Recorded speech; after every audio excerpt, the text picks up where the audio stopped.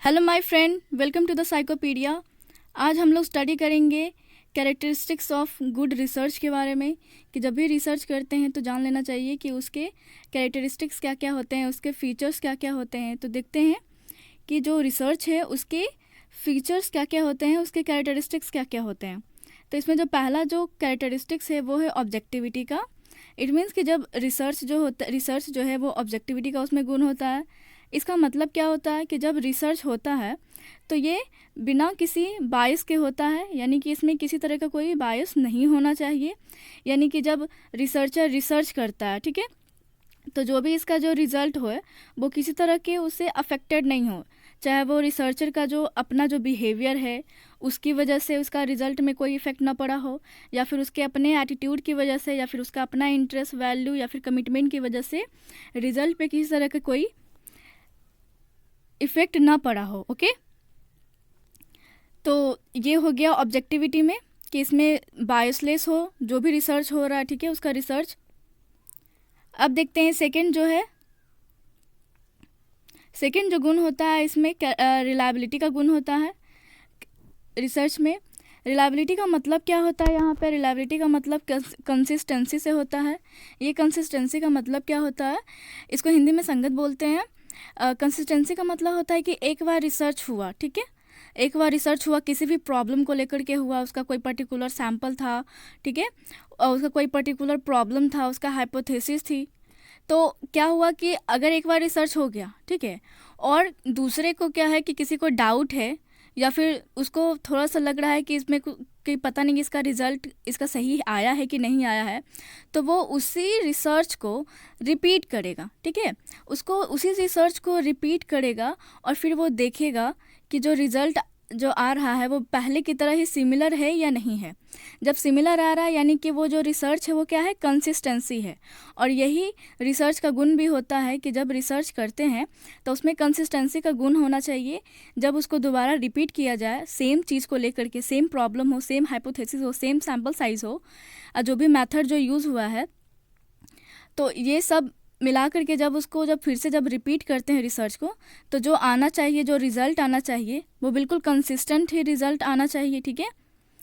तो ये हो, यानी कि इसको हम वेरीफाई कर रहे हैं दोबारा तिबारा, और जो रिज़ल्ट आ रहा है वो बिल्कुल एक्यूरेट आ रहा है, सिमिलर रिज़ल्ट आ रहा है। ऐसा नहीं है कि अभी रिज़ल्ट कुछ आया और बाद में रिज़ल्ट कुछ और आ रहा है और फिर बाद का रिज़ल्ट कुछ और आ रहा है। बिल्कुल सिमिलर रिज़ल्ट जो होना चाहिए, या फिर बहुत ही जो डिफरेंस हो बहुत ही कम हो, बहुत ही माइनर डिफरेंस हो, उसे बोलेंगे रिलायबिलिटी का फीचर होना चाहिए रिसर्च में। ओके, अब थर्ड क्या है, इसकी वैलिडिटी। तो रिसर्च को एक गुड रिसर्च कहलाने के लिए उसमें वैलिडिटी का फीचर भी होना चाहिए। वैलिडिटी का मतलब क्या होता है? वैलिडिटी का मतलब होता है एक्यूरेसी से। यहाँ पे एक्यूरेसी क्या है, प्रोसीजर, जो भी प्रोसीजर जब रिसर्च करते हैं तो किसी पर्टिकुलर एक सिस्टमेटिक वे में होता है, एक प्रोसीजर फॉलो किया जाता है, ठीक है। जैसे कि प्रॉब्लम हो गया, उसके बाद हाइपोथेसिस, या फिर उससे पहले वो रिव्यू करते हैं, सैम्पल साइज सेलेक्ट करते हैं, डेटा कलेक्ट करते हैं, ठीक है।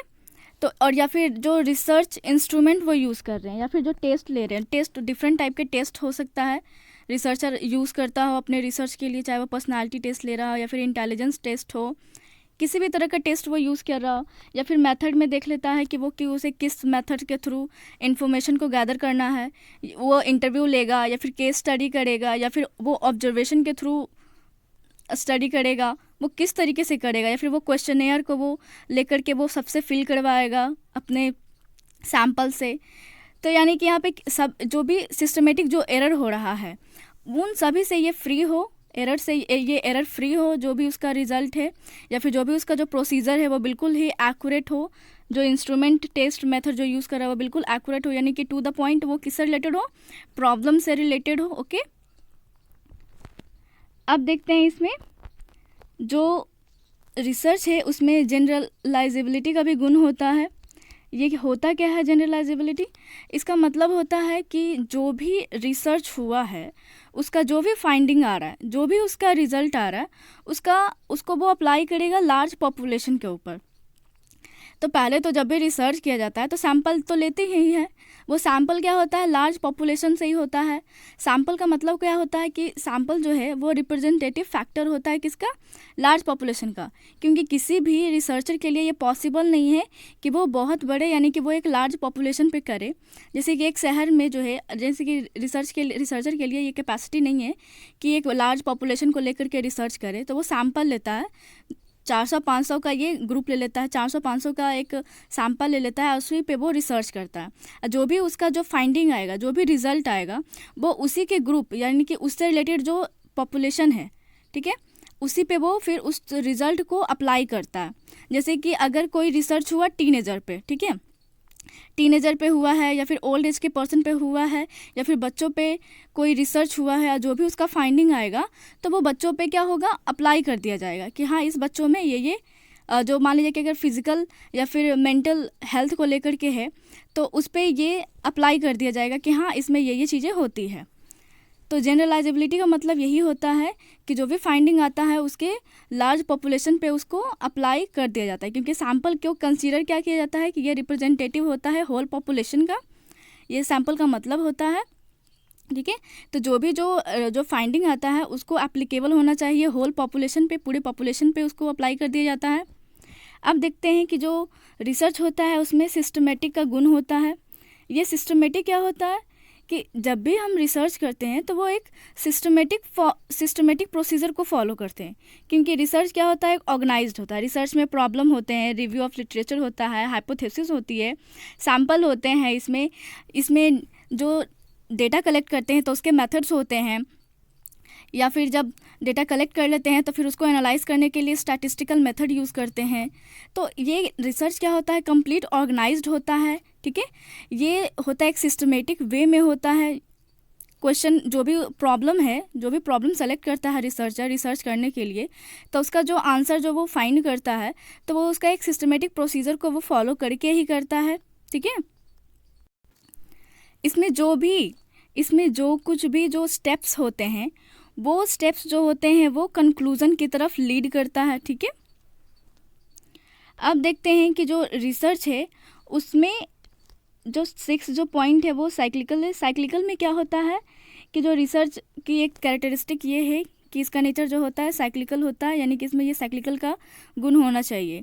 इट मीन्स साइक्लिकल का मतलब क्या होता है कि जब रिसर्च होता है तो वो किसी न किसी वो प्रॉब्लम से स्टार्ट होता है, और जब वो प्रॉब्लम से स्टार्ट होता है और वो प्रॉब्लम पे ही वो एंड होता है। जैसे कि रिसर्चर रिसर्च करता है किसी प्रॉब्लम को लेके, किसी क्वेश्चन को लेता है और वो उसके बारे में वो फिर रिसर्च करता है, और जब वो लास्ट में जब वो कंक्लूज़न तक पहुंचता है तो वहाँ पे रेकमेंड भी कर देता है, जैसे कि जिस चीज़ से रिलेटेड उसने रिसर्च किया, ठीक है, तो उसके जो भी वेरिएबल्स थे या फिर कुछ और ऐसे फैक्टर्स थे जो कि वो हो सकता है रेकमेंड कर दे कि और इन सब चीज़ों पे स्टडी किया जा सकता है या फिर रिसर्च किया जा सकता है। तो ये यहाँ पे लास्ट में वो एक क्वेश्चन को छोड़ भी सकते हैं, ठीक है। तो इसीलिए कहा जाता है कि जो रिसर्च जो है वो उसकी कैरेक्टरिस्टिक्स में साइक्लिकल भी आ जाता है। अब देखते हैं कि जब रिसर्च जो है उसमें लॉजिकल का भी नेचर होता है। लॉजिकल का नेचर का मतलब क्या होता है कि जो भी इसमें जो भी प्रोसीजर जो होते हैं वो वैलिड प्रिंसिपल पे बेस्ड होते हैं, ठीक है, और एक प्रोसीजर पे बेस्ड होता है। इसमें मेथड्स यूज़ होते हैं, इंडक्टिव और डिडक्टिव मेथड वो यूज़ होता है रिसर्च में। अब इसका 8 पॉइंट है एम्पिरिकल। जो रिसर्च जो होता है वो एम्पिरिकली बेस्ड होता है। एम्पिरिकल का मतलब क्या होता है, एम्पिरिकल का मतलब होता है लाइफ एक्सपीरियंस, ठीक है, रियल लाइफ एक्सपीरियंस से ये बेस्ड होता है। जो भी रिसर्च जो हम रिसर्च कर रहे हैं, जो रियल प्रॉब्लम है, जो सोशल प्रॉब्लम है, ठीक है, सोसाइटी में जो प्रॉब्लम एग्जिस्ट करता है उस प्रॉब्लम पे स्टडी करने की बात कर रहा है। यानी कि अगर जिसका डायरेक्ट एक्सपीरियंस हुआ है उस प्रॉब्लम से, ठीक है, तो उस पे वो रिसर्च होना चाहिए, यानी कि जो रिसर्चर उसको ऑब्जर्व किया हो, यानी कि जो कुछ भी जो रिसर्च है वो रिसर्च रियल लाइफ सिचुएशन से ही रिलेटेड हो। उससे जो डेटा जो मिल रहा है वो कॉन्क्रीट डेटा मिल रहा है। कॉन्क्रीट का मतलब होता है कि ऐसा नहीं है कि अगर हम जैसे कि रिसर्च हो रहा है तो कुछ ना कुछ प्रॉब्लम ऐसे हो जो कि रियल लाइफ में जो एग्जिस्ट करता हो, ऐसा रिसर्च नहीं कि वो भूत प्रेतों के बारे में स्टडी करे या फिर वो ऐसी चीज़ों के बारे में स्टडी करते जो सोसाइटी में, जो समाज में, जो रियल वर्ल्ड में जो एग्जिस्ट करता ही नहीं हो, ठीक है, जिसका डेटा कलेक्ट किया ही नहीं जा सकता है। तो कॉन्क्रीट डेटा का मतलब ये होता है कि वैसा डेटा जिसका फिजिकल फॉर्म हो, ठीक है। और ये जो होता है, जो भी डेटा जो मिलेगा, ताकि उसको एक एक्सटर्नल वैलिडिटी हो उस डेटा का, यानी कि एक्सटर्नल वैलिडिटी का मतलब होता है जनरलाइजेबिलिटी का मतलब से होता है, यानी कि जो कुछ भी इसमें जो रिज़ल्ट आएगा, ताकि लोगों पे, ताकि उसका जो पॉपुलेशन है उस पे उस रिज़ल्ट को अप्लाई कर सके, उसको लागू कर सके, जो भी रिसर्च हो रहा हो। तो सीधा सीधा इसका मतलब यही होता है कि जो रिसर्च जो है वो एम्पिरिकल होना चाहिए, रियल लाइफ सिचुएशन से रिलेटेड होना चाहिए प्रॉब्लम, जो उसका जो फाइंडिंग है वो भी, ताकि उसको फिर जनरलाइज किया जा सके, जो कि एक्सटर्नल वैलिडिटी है, और डेटा जो है वो कॉन्क्रीट डेटा हो। अब देखते हैं कि जो रिसर्च है वो कंट्रोल्ड भी होना चाहिए। जब रिसर्च करते हैं तो बहुत सारे फैक्टर होते हैं जो कि रिज़ल्ट को, जो कि आउटकम को वो अफेक्ट करते हैं, ठीक है, उसको इफ़ेक्ट करते हैं। तो क्या होता है कि वैसे फैक्टर्स को या फिर वैसे वेरिएबल को बिल्कुल क्या कर लेना चाहिए, कंट्रोल करना चाहिए, ताकि वो रिज़ल्ट को ख़राब ना करे, ताकि वो रिज़ल्ट को किसी तरह का इफ़ेक्ट ना करे। अब देखते हैं रैप्लिकेबल। जो रिसर्च का जो 10 जो पॉइंट है वो रैप्लिकेबल का है। रैप्लिकेबल का मतलब क्या होता है, ये जो रैप्लिकेबल होता है वो बहुत ज़्यादा हद तक ये रिलायबिलिटी से ये मैच करता है, ठीक है। इसमें होता क्या है कि ये जो कुछ भी जो रिसर्चर रिसर्च करता है, और जो डेटा जो उसको जो मिलता है, उस डेटा को वो क्या कर सके, वेरीफाई कर सके।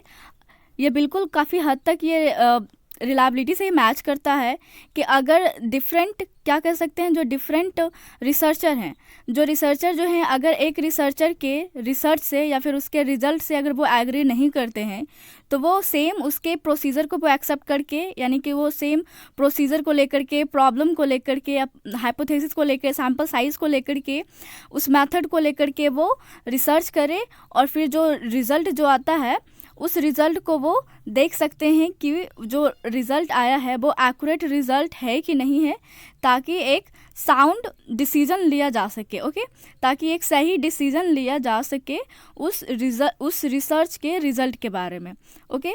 तो ये जो 10 जो पॉइंट था कि जो रिसर्च है उसमें ये रैप्लिकेबल का भी गुण होना चाहिए, ताकि हम उस रिसर्च को दोबारा तिबारा रिपीट कर सकें, ठीक है।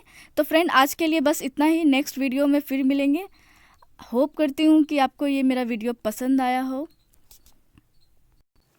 नेक्स्ट वीडियो में फिर मिलूँगी, तब तक के लिए bye bye and take care.